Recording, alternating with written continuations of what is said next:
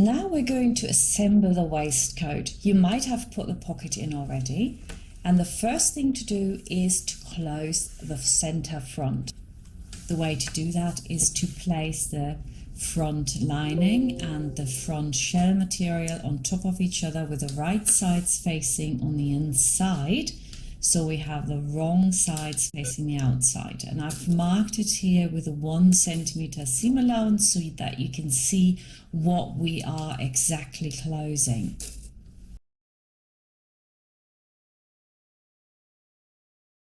Now we're going to sew it just halfway down to the tip. It makes it so much easier later on to put this waistcoat together. 1 centimeter seam allowance. And when you get to the corner, you want to make sure that the needle is in the fabric when you turn and come back up again. Same up here.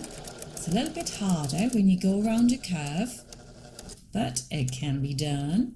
So make sure that you are on that 1 centimeter seam allowance. And then we go a few steps at a time around the curve. Needle down, shimmy it over a bit, and keep going.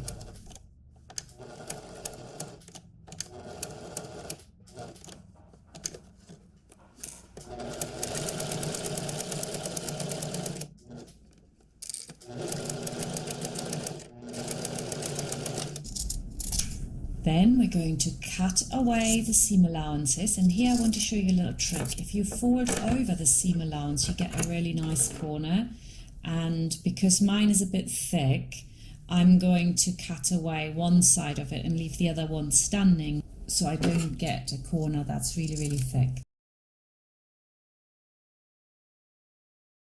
Yeah, so now I still got something here that I can fold over to create my really nice corner. It depends on the thickness of your fabric. You don't need to cut that away if your fabric isn't that thick, right?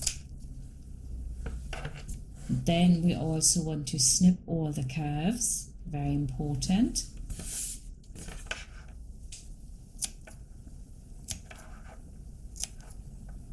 Always cut off your threads.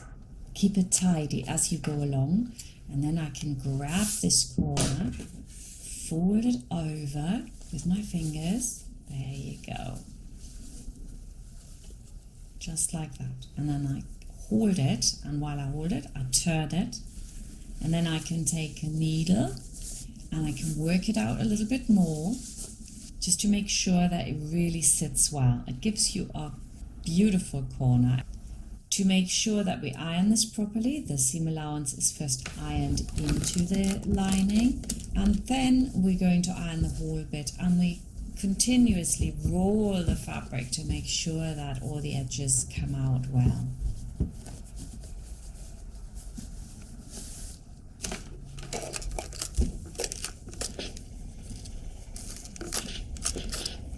And here you can see on the right hand side I've cut it all away, and on the left I left it standing. Of course you can just pick it out like I've done here, and then it looks really good if you cut it away as well. It's just a little tip in case you want to learn something new. Next we're going to work the back.